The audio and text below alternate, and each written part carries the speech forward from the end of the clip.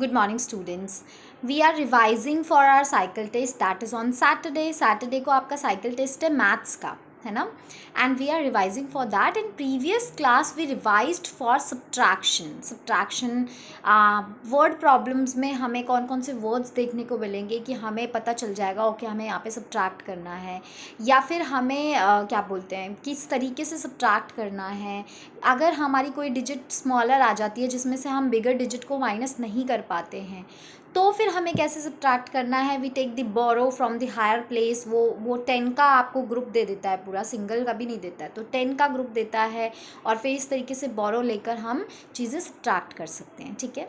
In today's class we will revise the multiplication.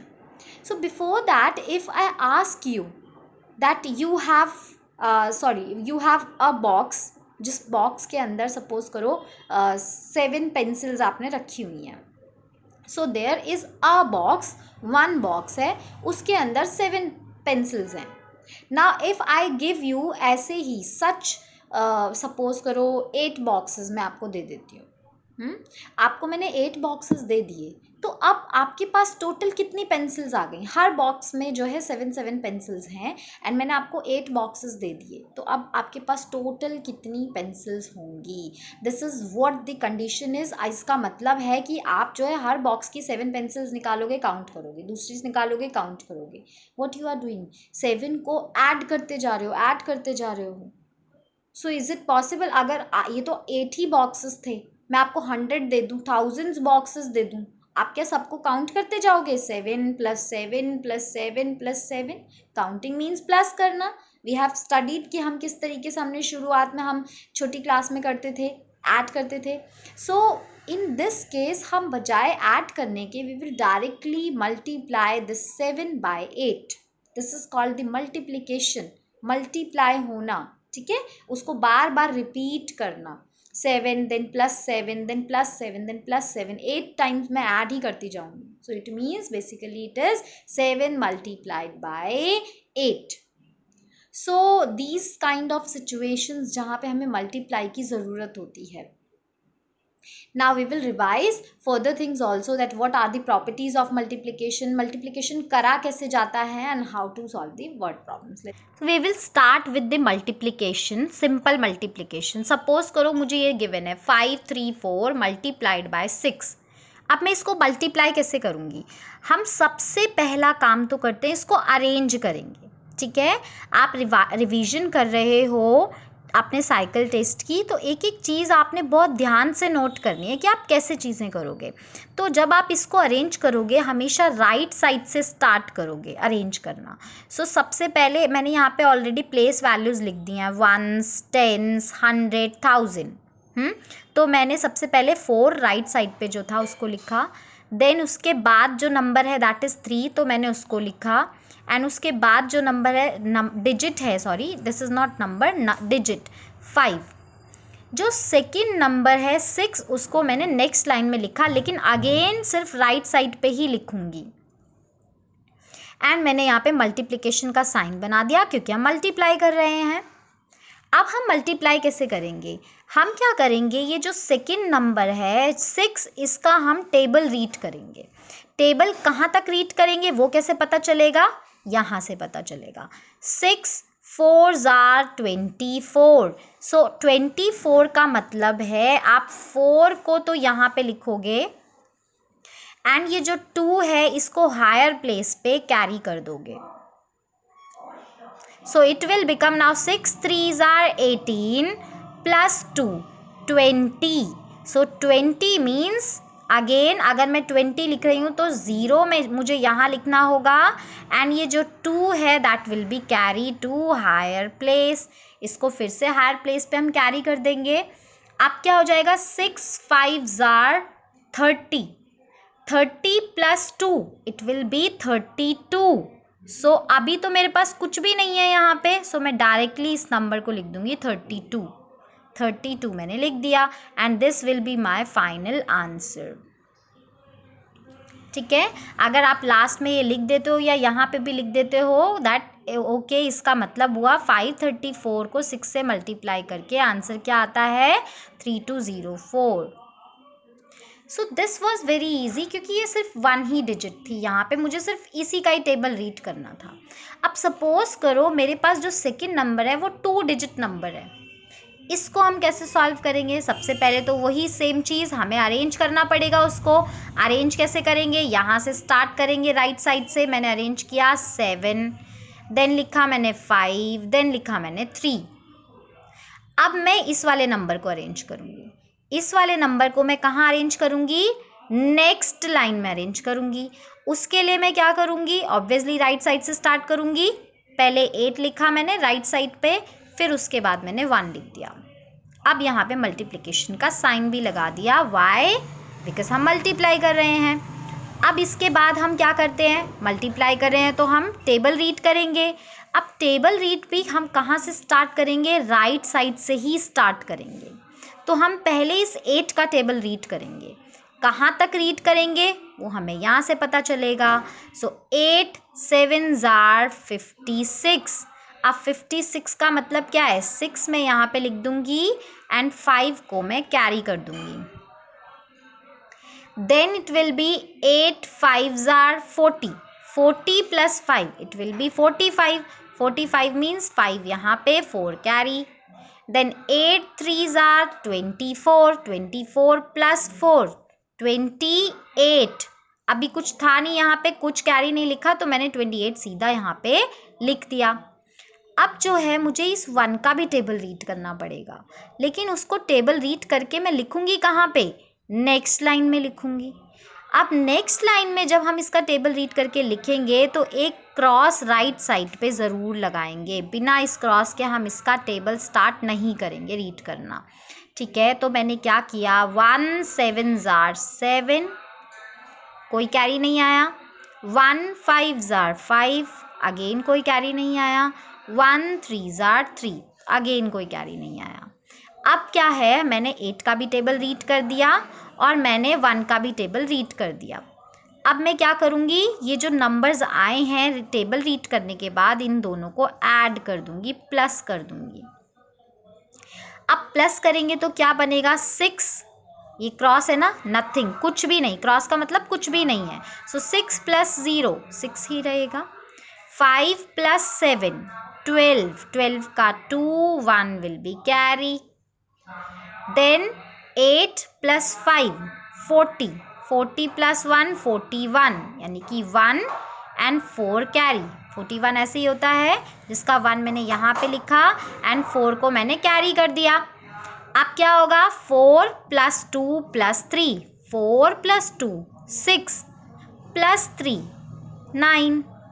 सो मेरा answer हो गया 9126। तो मैं लिख सकती हूँ 357 multiplied by 18 is equal to 9126. This is my final answer.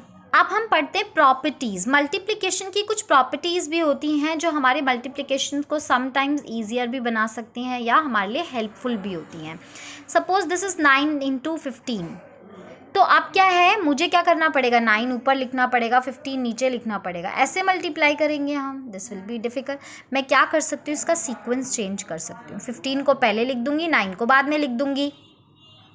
ठीक है, क्योंकि मैं इसका सीक्वेंस ऑर्डर चेंज कर रही हूँ, लेकिन मेरा आंसर चेंज नहीं आएगा, आंसर सेम आएगा। So this is called order property. ये मेरी ऑर्डर प्रॉपर्टी है। सिमिलरली अगर मैं सेकेंड वाला नंबर देखूँ, यहाँ पे मेरे पास 3 नंबर्स हैं, 7 8 9। इनको मुझे मल्टीप्लाई करना है। क्या मैं 3 नंबर्स को एक साथ मल्टीप्लाई कर सकती हूँ? नहीं कर सकती हूँ। मुझे क्या करना पड़ेगा? 2 नंबर्स लेने पड़ेंगे। 1 टाइम पे सिर्फ 2 ही नंबर्स ले सकती हूँ मैं। तो मैं क्या करूँगी ऐसे? इस केस में मैं या तो पहले 7 और 8 को मल्टीप्लाई कर दूँगी, ब्रैकेट में रख देती हूँ। ब्रैकेट मुझे बताएगा कि ओके मुझे 7 और 8 को पहले मल्टीप्लाई करना है, और फिर जो आंसर आएगा उसको मैं 9 से मल्टीप्लाई कर दूँगी। या मैं सेकेंड टेक्निक यूज़ कर सकती हूँ कि मैं पहले ये जो 8 और 9 है इनको मल्टीप्लाई कर दूँ। इसका मतलब मैंने इनको एक ब्रैकेट में रख दिया, मतलब पहले ये दोनों मल्टीप्लाई होंगे और जो आंसर आएगा उसको मैं 7 से मल्टीप्लाई कर दूँगी। क्योंकि मैं 3 नंबर्स में से 2 नंबर का ग्रुप बना रही हूँ अलग अलग तरीके से। पहले मैंने 7 8 का ग्रुप बनाया, दूसरा मैंने 8 9 का ग्रुप बनाया। पर जब मैं फाइनल आंसर देखूंगी सब कुछ करने के बाद, तो वो हर केस में मेरा इक्वल ही आएगा, एक जैसा आंसर आएगा। इसीलिए हम इस प्रॉपर्टी को बोलते हैं ग्रुपिंग प्रॉपर्टी, क्योंकि हम डिफरेंट नंबर्स को ग्रुप कर रहे हैं बट आंसर सेम आ रहा है। So this is grouping property. अब आते हैं हम 4 into 1। हमें पता है किसी भी नंबर को जब हम 1 से मल्टीप्लाई करते हैं we get that number only. हम टेबल्स भी रीड ऐसे ही करते हैं ना, 4 1s are 4, 5 1s are 5। सो ये जो प्रॉपर्टी होती है ये 1 की प्रॉपर्टी है, क्योंकि 1 को किसी के साथ भी मल्टीप्लाई करो। So I will write it as multiplicative property. Obviously multiplication है तो मल्टीप्लिकेटिव प्रॉपर्टी ऑफ 1 की प्रॉपर्टी है ये मल्टीप्लिकेटिव वाली। सिमिलरली अगर मैं 0 से किसी नंबर को मल्टीप्लाई करती हूँ, आई ऑलवेज गेट 0, मुझे हमेशा ही 0 मिलता है। So this is called multiplicative property of 0। Third जो प्रॉपर्टी होती है, ये ध्यान से देखना है आपने, 9 को मल्टीप्लाई किया गया किससे, 6 + 7। ये ब्रैकेट के अंदर है। ब्रैकेट के अंदर का मतलब क्या है कि ये जो 9 बाहर है, अगर सपोज करो एक रूम में या एक जगह पे आप जाते हो, कोई बाहर से एंटर करता है तो उस रूम में जितने लोग बैठे हैं वो सबको हेलो करेगा ना, ऐसा तो नहीं है ना किसी एक को हेलो करेगा। सिमिलरली ये ब्रैकेट के अंदर 2 नंबर्स हैं, 2 नंबर्स हैं, तो ये 9 क्या करेगा, ये 6 को भी मल्टीप्लाई करेगा एंड 7 से भी मल्टीप्लाई करेगा। सो इसका मतलब हुआ मैं 9 को 6 से भी मल्टीप्लाई करूँगी एंड 9 को 7 से भी मल्टीप्लाई करूँगी, और फिर जो आंसर्स आएंगे दोनों के अलग अलग, उन दोनों को मैं प्लस कर दूँगी। इसका मतलब मैंने 9 को डिस्ट्रीब्यूट कर दिया 6 और 7 में। सो इस प्रॉपर्टी को हम बोलते हैं डिस्ट्रीब्यूटिव प्रॉपर्टी। Distributive property. अब हम आते हैं नेक्स्ट थिंग पे, 4 मल्टीप्लाइड बाय 10, 4 10s are, ऐसे ही पढ़ते हैं हम इसको जब टेबल रीड करते हैं, 4 1s are 4, 4 10s are 40, ऐसे पढ़ते हैं। सो मैंने इसको लिख दिया 4 10s are 40। ठीक है, इसका मतलब है कि मैं 4 को 10 से मल्टीप्लाई कर रही हूँ। तो अगर 7 मल्टीप्लाइड बाय 30 है तो इसको भी मैं ऐसे ही लिख सकती हूँ, 7 मल्टीप्लाई 3 10s। 30 का मतलब क्या हो जाएगा, 3 10s। अगर 40 का मतलब 4 10s है तो 30 का मतलब 3 10s हो गया। अब इसको मल्टीप्लाई करना इज़ वेरी इजी। हम क्या करते हैं, इन नंबर्स को मल्टीप्लाई कर देते हैं, 7 3s are 21। और ये जो 10s है इसका मतलब क्या है, 1 0, 10 में 1 0 होता है तो वो मैंने आंसर में पुट कर दिया, this will be my answer. So ये मल्टीप्लिकेशन इज़ ईजी। सिमिलरली अगर 100 से करना है तो मैं जैसे मैं 10s को पढ़ रही हूँ ऐसे मैं 100 को भी पढ़ूंगी, 500s are 500। सो अगर मेरे पास 5 मल्टीप्लाइड बाई 800 है तो मैं उसको क्या लिखूंगी, 5 मल्टीप्लाइड बाई 8 हंड्रेड्स। जैसे 3 10s था ऐसे ही 8 हंड्रेड्स हो गए।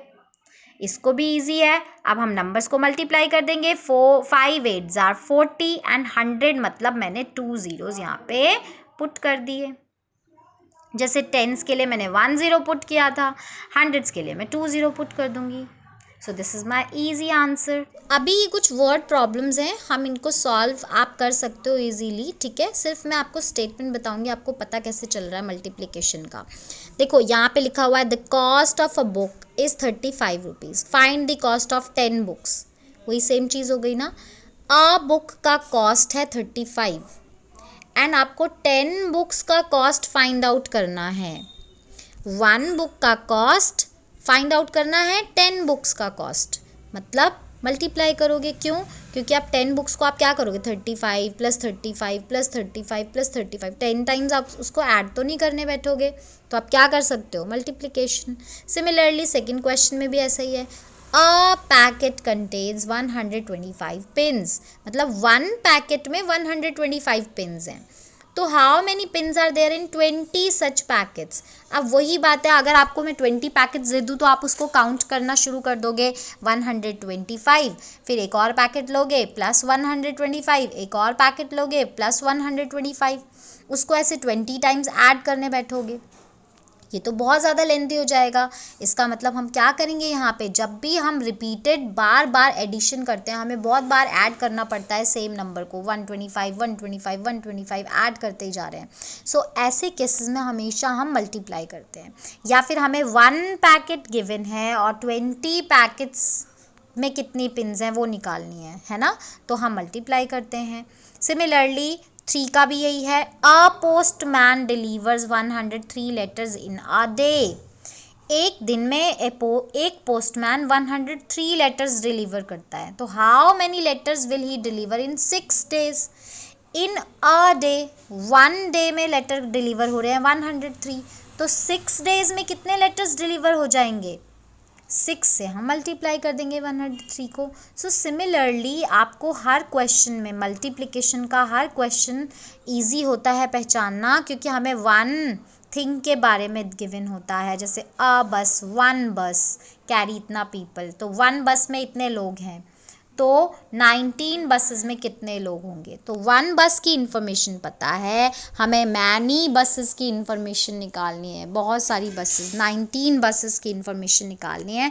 We always do multiplication, but ये वर्ड प्रॉब्लम्स हैं तो आपको वर्ड्स में लिखना पड़ेगा ना।